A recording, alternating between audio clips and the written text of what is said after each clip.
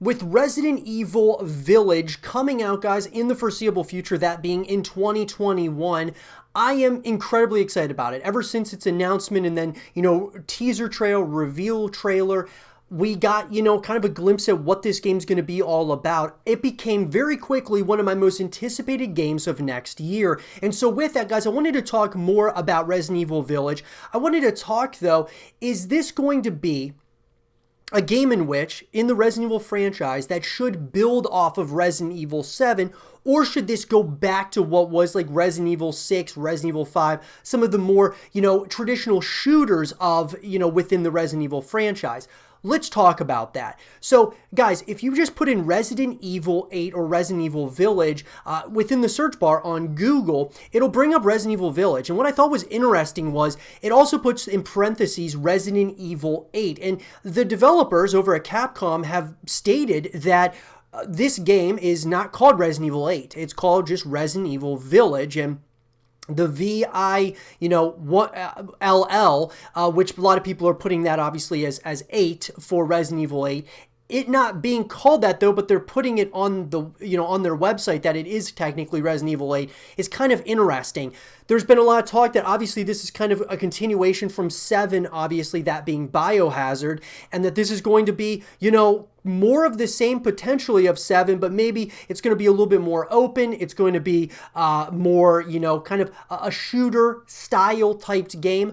But if we go over to the official website here for Resident Evil Village, because for those of you who don't know, me being a really big Resident Evil fan, I really enjoyed more than the other ones. My favorite at this point in time in the Resident Evil franchise is Resident Evil 7 Biohazard. And the reason is, guys, is because I'm a huge horror fan, and I really felt that this was the totality of what Resident Evil was all about. Something absolutely terrifying, unnerving, and gritty moments throughout the course of a story, and that was exactly what Resident Evil 7 was. Absolutely terrifying. One of the scariest games I've ever played, which I gotta say, guys, I just loved it. Now, obviously, Resident Evil 5, I loved that one. I loved the, Resident Evil 6 as well. I didn't like having to, repeat the same stuff over and over again with different characters, but I loved the concept. There were so many different, enemies that you had to go up against.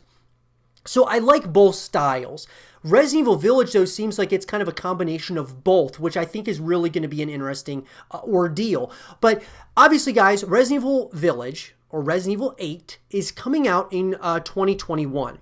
Now, obviously, guys, the trailers and such, I think what's important, though, is we start talking about what this game's all about. So, the next generation of survival horror rises in the form of Resident Evil Village, the 8th major entry in the Resident Evil series. With ultra-realistic graphics powered by the RE engine, fight for survival as danger lurks around every corner. Years after the tragic events of Resident Evil 7 Biohazard, Ethan Winters has started over with his wife, Maya, finally living in peace and putting the past behind them. However, Chris Redfield, the legendary hero from previous Resident Evil games, suddenly disrupts their life, throwing a devastated Ethan into a new and twisted nightmare in search of answers. So when you hear the about here, guys, on Resident Evil 8 or Resident Evil Village, I gotta say that this sounds like it's more of the same with Biohazard, or like as a continuation, which I'm really excited about. I like that. Now, it's been stated by Capcom, however, that there's going to be a lot more action in Resident Evil Village than there was in Resident Evil 7 Biohazard, which I'm totally okay with there being more action in Village. I just want there to be those creepy elements that were certainly within Resident Evil 7 Biohazard, because I thought that it was the most terrifying Resident Evil game, and it isn't even close in my opinion. But I also would like there, sure, to be more action within it. I think that's great, but I would like it to be a horror title with action elements. I don't want it to be an action title with horror elements like some of the other Resident Evil titles of the past. Now, obviously, guys, when we look at the images and such, the images are great. I mean, the graphics look absolutely amazing. This snowy environment, it kind of creates some very interesting environments and such. And so I'm excited about that. Chris Redfield looks definitely different. He looks different in pretty much every single game, which is a very interesting ordeal. We've talked about, is, Chris Redfield a hallucination or something? Like, is he actually not real, or is he a figment of everyone's imagination? It's a very interesting topic, guys, of conversation, which will, obviously that will be a conversation for another day. Now, here's the next thing that's interesting to me. is that this is a title obviously coming out on PS5, Xbox Series X, and then on Steam.